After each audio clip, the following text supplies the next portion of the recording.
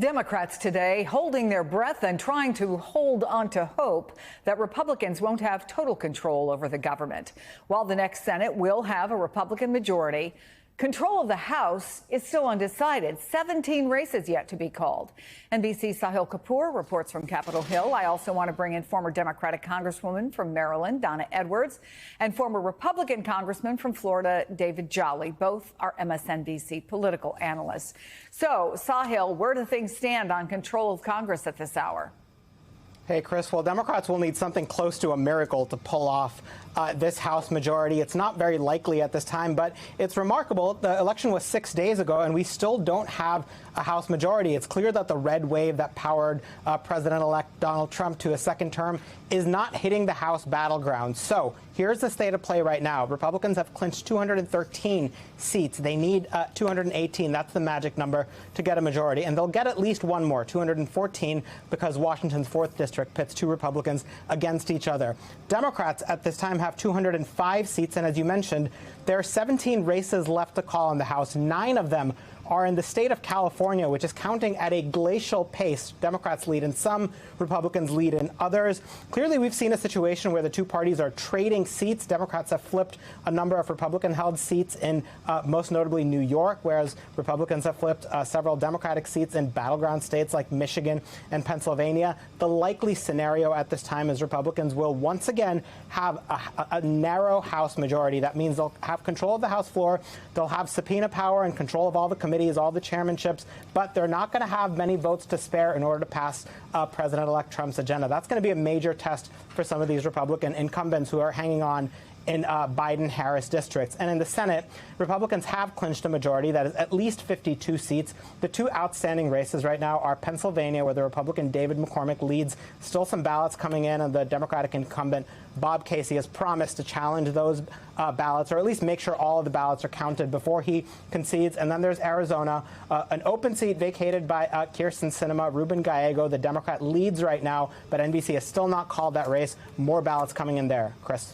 You know a little bit, Congressman, about how fast Congress can move when it wants to, and I'm not talking about getting legislation done. I'm talking about this report that Elise Stefanik is going to be the new U.S. ambassador to the United Nations, which means that her leadership position is open, and already there are reports that people are scrambling to take it. What happens on the Hill in a situation like that?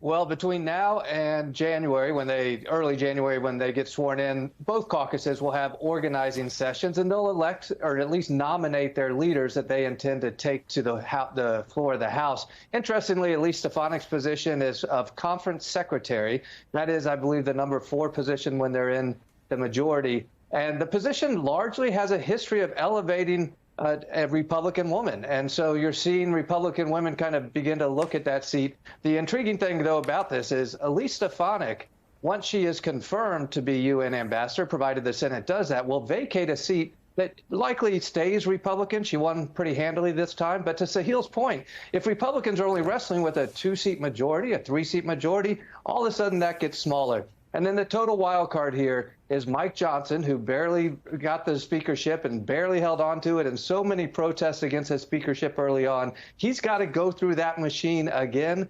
The presumption is he will succeed, but watch out. All bets are off when House Republicans get behind closed doors. We should also say that the president apparently has decided to appoint someone, Congresswoman, to the UN who has never been a huge fan of the UN. But that aside, what are you going to be watching as these final races unfold? Well, I'm really looking what everyone's looking at, how narrow a majority it's going to be for either Republicans or Democrats. I think Democrats are steeling themselves for being in the minority again. You know, there is a mathematical chance that they could pull it out. But it means that every vote will count. And I think that Democrats have shown their ability to stay unified as a caucus, and Republicans have not.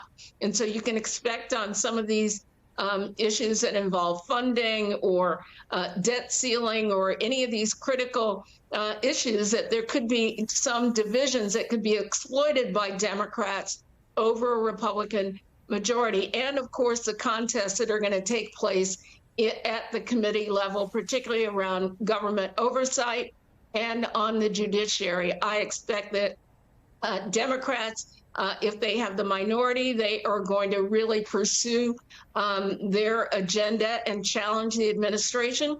And Republicans are going to do the same when it comes to supporting the Trump administration. So we're in for big fights no matter how this goes down on virtually every single issue that's coming forward.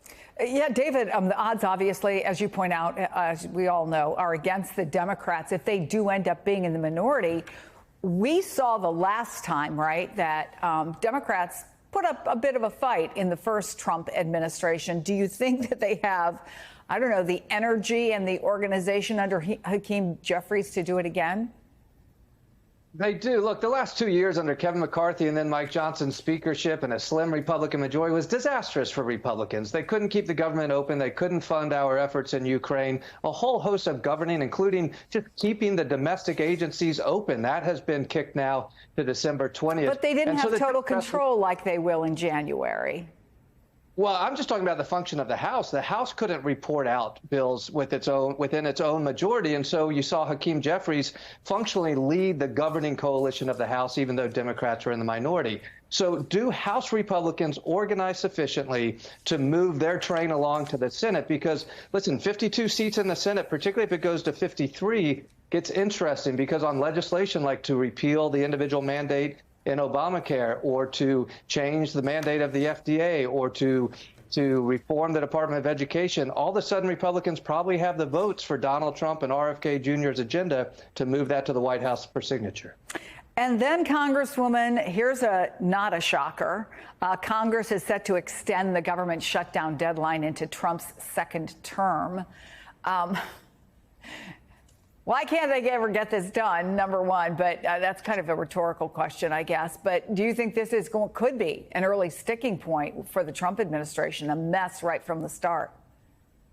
Well, I think it could be very sticky for the Trump administration because you do have forces, much more conservative forces within the Republican Party, and certainly in the House of Representatives that are going to want to do a slash and burn on federal spending. And I think that is going to be a challenge for some who are in the caucus, maybe some of those who've won very narrow races who are going to be looking in just another 24 months to running for re-election. So this could be a real challenge for the administration. And I think, as David said, just keeping the trains running, Republicans don't have a great history on that, and I would expect that Democrats are going to give them what for when it comes to doing the basic mechanics of governance. How do you see this, Sahil? Well, Chris, there's government funding, but there are also various other major, very important tasks that the next Congress will have to tackle. There's a farm bill, which they've been punting for a long time. There's another debt ceiling deadline coming up sometime in the early middle of next year. We know how little Republicans like dealing with debt ceiling crises.